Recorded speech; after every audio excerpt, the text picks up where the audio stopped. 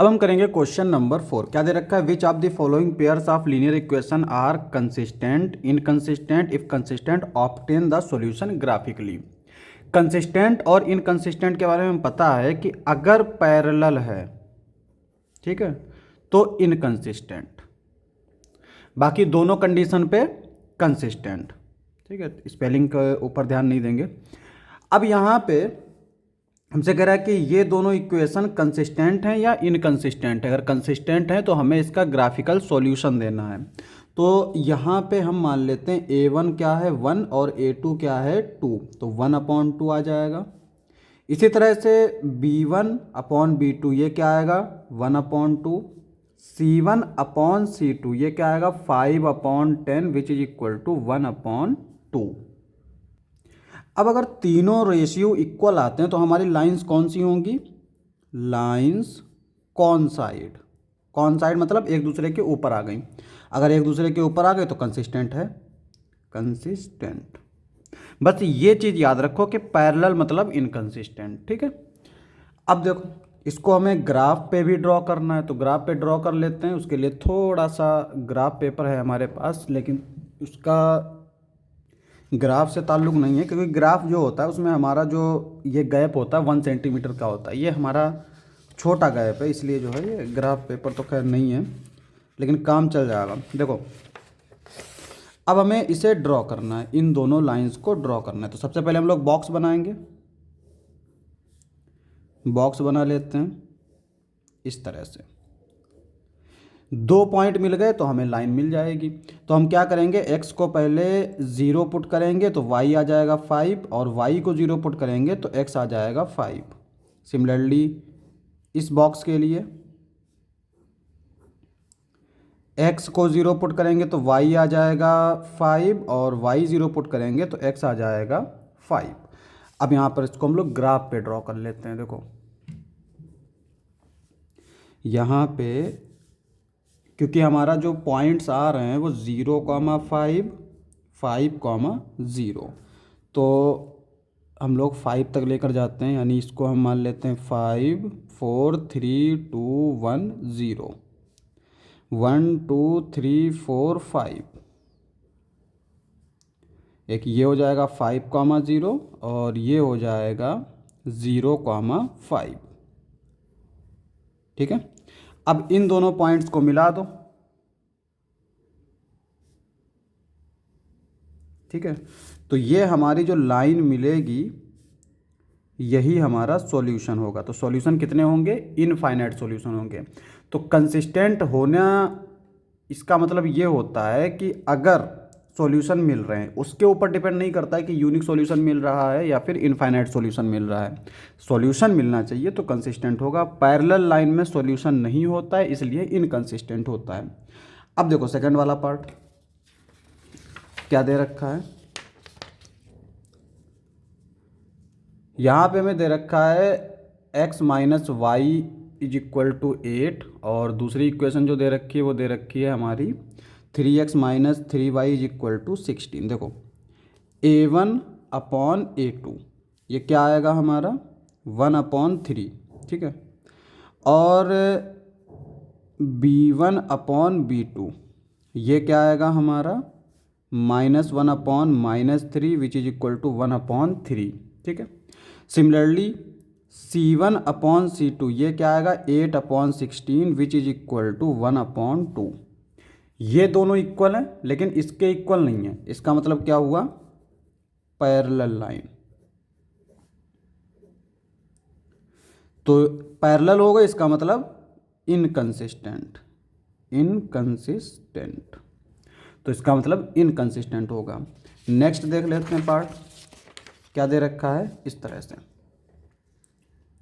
यहाँ पे a1/a2 निकाल लेते हैं। तो a1/a2 क्या आएगा 2/4, b1/b2 क्या आएगा 1/-2, और यह आएगा 1/2। ठीक है, यह आएगा -1/2 और c1/c2। अच्छा, यहाँ पे इसी चीज़ पे हम देख सकते हैं a1/a2 b1/b2 इक्वल नहीं है, इसका मतलब लाइन इंटरसेक्ट करेगी। इंटरसेक्ट करेगी तो कंसिस्टेंट होगा। तो C1/C2 क्या आएगा, -6/-4 विच इज इक्वल टू 3/2। अब ये कंसिस्टेंट है क्योंकि हमारा A1/A2 B1/B2 इक्वल नहीं है। A1/A2 is not equal to B1/B2। This implies that lines are intersect. तो लाइन हमारी क्या करेंगी, इंटरसेक्ट करेंगी। This implies that consistent. तो कंसिस्टेंट हो गया। तो जब कंसिस्टेंट होगा तो ग्राफ बनेगा। तो ग्राफ बना लेते हैं इसका हम। तो सबसे पहले तो हम लोग इसका बॉक्स बनाएंगे दोनों लाइंस का। तो इसके लिए देखो क्या बॉक्स बनेगा, एक्स वाई। एक्स को अगर हम लोग 0 पुट करते हैं, मान लो एक्स को हमने 0 पुट किया, तो वाई यहाँ से क्या आएगा 6, ठीक है। इसी तरह से अगर हम वाई 0 पुट कर रहे हैं तो एक्स आएगा 3। तो 2 पॉइंट मिल गए। एक हमें मिल गया 0,6, 3,0। ये वाले पॉइंट लिए जाते हैं, ठीक है। ये बार बार मैं बता रहा हूँ इसलिए क्योंकि कई सारे बच्चे ये वाले पॉइंट ले लेते हैं। तो यहाँ पे इसके लिए बॉक्स बना लेते हैं।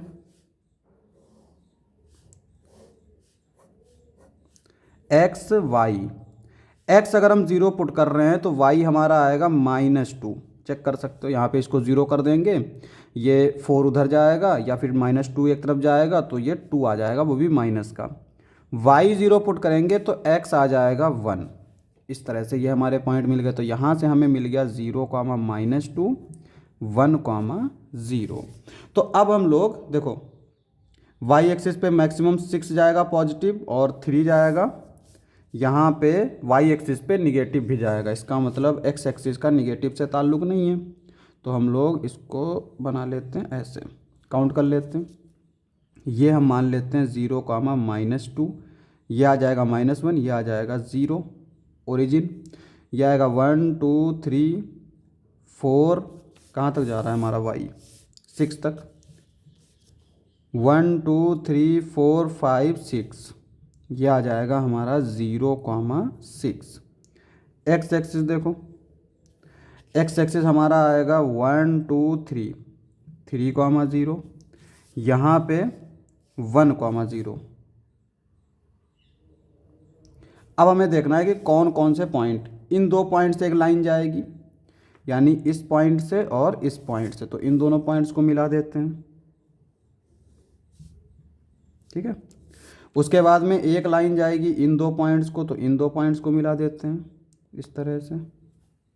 तो अब जिस पॉइंट पे ये एक दूसरे को कट कर रहे हैं वही हमारा सॉल्यूशन होगा। तो ये देखो 1, 2, तो ये आएगा 2, वाई एक्सिस पे 1, 2, तो यह आएगा 2,2। तो इसका मतलब क्या होगा, solution is x is equal to 2, y is equal to 2। Solution का मतलब होता है x और y की वैल्यू, तो वो हमने निकाल ली, ठीक है।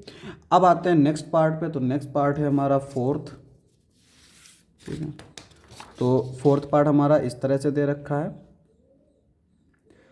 तो यहाँ पे अगर हम देखें तो A1/A2 B1/B2 इक्वल आ जाएगा। देखने में भी लग रहा है लेकिन हम लोग निकाल भी लेते हैं। A1/A2 क्या आएगा 2,4 which is equal to 1/2। B1/B2 यह आएगा -2 -4 यानी 1/2। C1/C2 -2/-5 2/5, यह आ गया। हमें क्या देखना है, देखो यहाँ पे हम देख सकते हैं ये दोनों इक्वल हैं पर इसके इक्वल नहीं है। इसका मतलब क्या हुआ, पैरेलल लाइन। तो ये इंप्लाई करेगा इनकंसिस्टेंट, इनकंसिस्टेंट। और अगर इनकंसिस्टेंट है तो इसका मतलब नो सॉल्यूशन, ठीक है। तो ये हमारा 4th पार्ट हो गया। अब 6th पार्ट नहीं है इसका, नेक्स्ट क्वेश्चन है।